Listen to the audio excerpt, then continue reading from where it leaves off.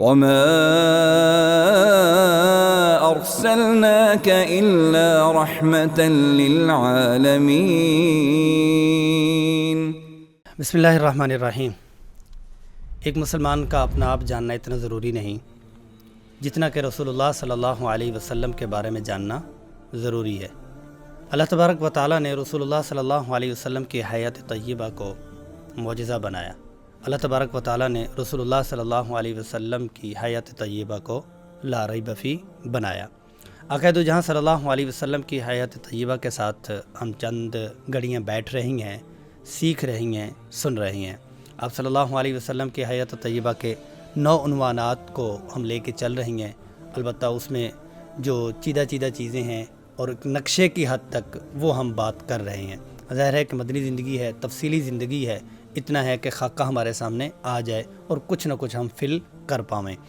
اور اسی طرح رسول اللہ صلی اللہ علیہ وسلم کی حیات طیبہ جو مدنی زندگی ہے، 1 سے 6 سال مشکلات اور استحکام ریاست کے سال ہیں، پھر 6 سے 8 سال صلح اور خطوط کے سال ہیں، پھر 8 سے 10 سال فتوحات اور وفود کے سال ہیں۔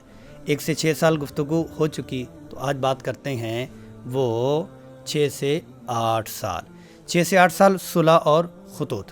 اب صلی اللہ علیہ وسلم نے خواب دیکھا کہ محلقین مقصرین کہ ہم لوگوں نے سر منڈوائے ہوئے ہیں، سر کٹوائے ہوئے ہیں اور عمرہ کر رہی ہیں۔ کون کون عمرے کے لیے تیار ہے؟ تو 1400 صحابہ کرام تیار ہو گئے۔ اب کیونکہ پابندی تھی، مکہ المکرمہ میں داخل نہیں ہو سکتے، اور آپ صلی اللہ علیہ وسلم نے صحابہ کو لیا اور چل دیے۔ بہرحال رسول اللہ صلی اللہ علیہ وسلم کے اصحاب نے اپنی سیکورٹی کے لیے بہت کچھ ساتھ بھی لے لیا، کوئی معاملہ ہوا تو ہم معاملے کو نمٹ لیں گے۔ آپ صلی اللہ علیہ وسلم کا قافلہ چلتا گیا شمیسیہ حدیبیہ کے مقام پر پہنچا۔ وہاں پر مختلف قسم کے خبریں جو کعبہ میں، مکہ المکرمہ میں اور قریشیوں تک پہنچائی جا رہی تھیں اور کچھ ان تک پہنچائی جا رہی تھیں، تو وہ حضرت عثمان رضی اللہ عنہ کو اندر چاہنے والے کافی تھے۔ آپ صلی اللہ علیہ وسلم نے ان کو بھیجا، جا کے بات کریں اور جا کے ان سے کہیں کہ اگر آپ ہمارا راستہ نہ روکیں، ہم صرف عمرہ کریں گے اور واپس چلے جائیں گے۔ تو انہوں نے کہا نہیں، کسی صورت میں ہم آنے نہیں دیں گے۔ پھر ساتھ میں یہ فرمایا کہ آپ اگر یہ چاہیں تو ہم آپس میں صلح کر لیتے ہیں اور چند دنوں کے لیے، چند سالوں کے لیے ہم آپس میں جنگ بندی کر لیتے ہیں۔ وہاں پر مختلف قسم کے سردار آتے رہے، مسعود آتے رہے، بدائل آتے رہے، پھر سہیل آئے۔ اس پہ آپ صلی اللہ علیہ وسلم نے تعبیر فرمائی کہ معاملہ آسان ہو چکا۔ بہرحال یہ ہے کہ حضرت عثمان رضی اللہ عنہ کو وہاں آفر کروائی گئی کہ آپ عمرہ کر لیں اور چلے جائیں۔ انہوں نے کہا کہ نہیں، آپ صلی اللہ علیہ وسلم کے بغیر نہیں کر سکتا۔ ساتھ میں یہ مشہور ہو گیا کہ وہ شہید کر دیے گئے۔ تو لقد رضی اللہ عن المؤمنین اذ یبایعونک تحت الشجرہ والی آیات اتری۔ آپ صلی اللہ علیہ وسلم نے بیعت فرمائی کہ عثمان رضی اللہ عنہ کا ہم بدلہ لیں گے۔ بہرحال وہ بات درست نہیں تھی۔ پھر آپ صلی اللہ علیہ وسلم کا معاہدہ ان کے ساتھ بننا شروع ہو چکا۔ جب معاہدہ ہوا تو اس میں ایک تو یہ تھا کہ قریش اور مسلمان آپس میں 10 سال تک جنگ بندی کر رہے ہیں، آپس میں لڑائی نہیں کریں گے۔ اور پھر ان کی طرف سے ایسی شرائط تھیں جو عقل میں آنے والی ہی نہیں، سمجھ میں آنے والی ہی نہیں۔ حتیٰ کہ فریق اول فریق ثانی کی جب بات چلی تو اس وقت میں من محمد الرسول اللہ کے اوپر کہنے لگے کہ نہیں جی، اڑ گئے، ہم کیسے بات مان لیں کہ جب ہماری لڑائی ہی اسی چیز پہ ہے، محمد بن عبداللہ ہی لکھا جائے گا، محمد الرسول اللہ نہیں لکھا جائے گا۔ آپ صلی اللہ علیہ وسلم نے فرمایا کہ ٹھیک ہے، مٹا دو۔ علی رضی اللہ عنہ، نہیں میں نہیں مٹا سکتا۔ جی آپ صلی اللہ علیہ وسلم نے خود ہی مٹا دیا۔ پھر یہ ہے کہ سہیل کا بیٹا آیا، وہ بھی واپس کرنا پڑا۔ تو آپ صلی اللہ علیہ وسلم نے ساری چیزیں برداشت فرمائی۔ اولسنا علی الحق یا رسول اللہ، عمر رضی اللہ عنہ جلال میں ہے، ابوبکر صدیق رضی اللہ عنہ کے پاس جاتے ہیں، اولسنا علی الحق، تو وہ بھی وہی تسلی دیتے ہیں جو الفاظ رسول اللہ صلی اللہ علیہ وسلم کے ام سلمہ رضی اللہ عنہا کی ہدایات پر آپ صلی اللہ علیہ وسلم اپنا سر منڈوا لیتے ہیں۔ صحابہ میں ایک ایسی کیفیت ہوتی ہے کہ جو والہانہ بھی ہوتی ہے اور ساتھ میں ان کا بہت بڑا امتحان بھی ہوتا ہے۔ واپسی ہو رہی ہے، ان شرائط میں سے ایک شرط یہ ہے کہ اس سال میں عمرہ نہیں کریں گے، دوسرے سال میں آئیں گے، صرف 3 دن رہ کے چلے جائیں گے۔ لیکن راستے میں انا فتحنا لک فتحا مبینا، فتح مبینہ کیسے تھی؟ جی فتح مبینہ بہت بڑی تھی۔ وہ یہ تھا کہ آپ صلی اللہ علیہ وسلم جب واپس ہو لیے تو پہلے کیا تھا؟ پہلے یہ تھا کہ دوسرے سال میں ایک طرف یہودی ہیں مدینہ المنورہ میں، بنو قینقاع کے پاس جانا ہوا، غزوہ ہوا، یہ یہودی ہیں، اور ایک طرف بنو نذیر والے چوتھے سال میں، اور پھر خندق والے سال بنو قریظہ جو 5واں سال ہے اس میں۔ اب صلح حدیبیہ میں صلح ہو چکی ہے، کن کے ساتھ؟ قریشیوں کے ساتھ، تو سکون ہو گیا۔ یہودی بھی کھڈے لگ گئے، اور یہودی چلے گئے کہاں پہ؟ وہاں سے خیبر کی طرف اور قریب کے دوسری بستیوں کی طرف، اور جو قبائل تھے ان کے ساتھ ویسے معاہدے ہوئے تھے، اور پھر جو قریشی تھے ان کے ساتھ صلح ہو گئی۔ تو اب انا فتحنا لک فتحا مبینہ کس بنیاد پہ؟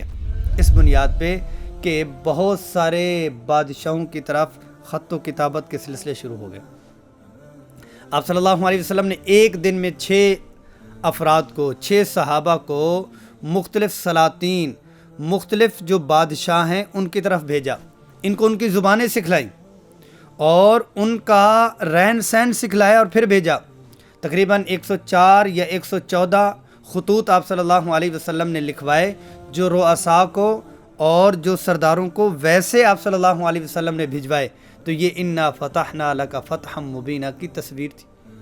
پھر رسول اللہ صلی اللہ علیہ وسلم یہ اندر سے چھڑا چھڑی کرتے جا رہے تھے۔ یہودی وہ تو مستقل ہی یہودیت دکھلاتے ہیں، ان کو یہاں سے جلا وطن کیا، ان کا دائرہ کار بند کیا، اور یہاں سے یہ ہیڈ کوارٹر انہوں نے خیبر میں بنایا، اور وہاں سے ہی خندق کے لیے 10,000 لوگوں کو انہوں نے تیار کیا تھا۔ اور پھر کیا ہوا کہ پھر سے تیاری کر رہے تھے کہ مدینہ المنورہ کے اوپر ہم حملہ کریں گے۔ آپ صلی اللہ علیہ وسلم نے پھر یہی سوچا کہ ہر بار بیچارے آتے ہیں، خود ہی آتے ہیں، تو اس بار ہم ہی انہی کے پاس چلے جاتے ہیں، ہم ہی ان کے پاس چلے جاتے ہیں۔ تو خیبر کا سفر کیا، اور صبح میں تو آواز لگی تکبیر کی، بڑی حکمت عملی کے ساتھ آپ صلی اللہ علیہ وسلم نے ایک جگہ ہیڈ کوارٹر بنایا، دوسری جگہ ایک قلعے کے اوپر حملہ شروع کر دی۔ فجر میں یہودی خواتین اور یہودی کسان ابھی ٹوکریاں لے کے وہ اپنے کھیتوں کی طرف جانے ہی لگے تھے، خیبر یا یہود، اور اس کی آواز لگی اور تکبیر کی آواز لگ گئی۔ آپ صلی اللہ علیہ وسلم ایک قلعہ، دوسرا قلعہ، تیسرا قلعہ، سارے کے سارے قلعوں کو فتح کیا، اور وہاں پر علی رضی اللہ عنہ کو فتح یابی ملی، اور انہوں نے سارے قلعے فتح کیے۔ تو یہ جو مجموعی طور پر آپ سے گفتگو کی، واپسی پہ آپ صلی اللہ علیہ وسلم یہودیوں کی چند بستیاں تھیں، ایویں انہوں نے تیر چلا دیے، ان کی مال غنیمت بھی ملنا شروع ہو گئی۔ یہودیوں نے اپنے طور پر آدھی اپنی زمینیں ساری دے دیں، اور آدھا مسلمانوں کو جایا کرتا، آدھا ان کے پاس ہوتا۔ اور ایسے ہی آپ صلی اللہ علیہ وسلم چند دن وہاں پہ قیام فرمایا، تو آتے سلام کرتے، محبت کا اظہار کرتے، لیکن یہ ہے کہ اپنی یہودیت بھی دکھلاتے تھے۔ اپنی یہودیت کس اعتبار سے دکھلاتے تھے کہ زہر رسول صلی اللہ علیہ وسلم کو دے دی۔ بہرحال آپ صلی اللہ علیہ وسلم تشریف فرما ہوئے مدینہ المنورہ میں، پھر آپ صلی اللہ علیہ وسلم عمرۃ القضاء کے لیے جائے، پھر عمرہ کیا، اور عمرہ 3 دن پھر آپ صلی اللہ علیہ وسلم نے اس عمرے میں، کیونکہ جو مکہ المکرمہ سے مدینہ المنورہ میں صحابہ کرام تشریف لائے تھے، تو ان کی اور آب و ہوا کی آپس میں میچنگ نہیں ہوئی تھی، آب و ہوا ان کو موافق نہیں بیٹھی تھی، تو جو جسم تھے وہ کمزور ہو چکے ہوئے تھے، تو وہ انہوں نے دیکھا کہ ان سے کیسے یہ عمرہ ہونا ہے۔ تو آپ صلی اللہ علیہ وسلم نے پہلے جو 3 چکر ہیں اس میں فرمایا رمل کرو، ذرا اپنی طاقت کا اظہار کرو، اپنی طاقت کا اظہار کر کے ان کو دکھاؤ۔ اتنی حکمت عملی کہ 3 میں طاقت کا اظہار ہے، اور باقی جو چکر ہیں ان میں طاقت کا اظہار نہیں، بلکہ عام روٹین میں ہی آپ پیدل چلے۔ تو آپ صلی اللہ علیہ وسلم کا جو سلسلہ ہم چلا رہے، اس میں جیسے میں نے پہلے عرض کیا کہ یہ نورانی قاعدہ ہی اس کو سمجھ لیں، ابتدائی چیزیں ہی سمجھ لیں۔ ہم غزوات پہ بات کر رہے ہیں، ہر سال کے سرایا علیحدہ ہیں، ہر سال میں آپ صلی اللہ علیہ وسلم کے کس کس زوجہ محترمہ سے نکاح ہوا اور ہر سال میں اور کون کون سے واقعات ہوئے سالوں کے اعتبار سے، اس کے لیے تفصیل چاہیے، وہ انشاءاللہ پڑھیں گے، لیکن کم از کم کیا ہے کہ 9 عنوانات کچھ نہ کچھ ہمارے سامنے آ جائیں اور بنیاد ہمارے سامنے آ جائے، اس بنیاد پہ جتنی بڑی بلڈنگ ساری زندگی اس کے اوپر لگا دیں گے تو وہ بھی کم ہے۔ تو رسول اللہ صلی اللہ علیہ وسلم کی حیات طیبہ کے جو 9 عنوان تھے ان میں سے 8 عنوان ہمارے الحمدللہ مکمل ہو گئے، اور ایک عنوان آخر کا رہ چکا، وہ فتح مکہ فتوحات 8 سے 10 سال، انشاءاللہ العزیز اس پہ پھر بات کرتے ہیں۔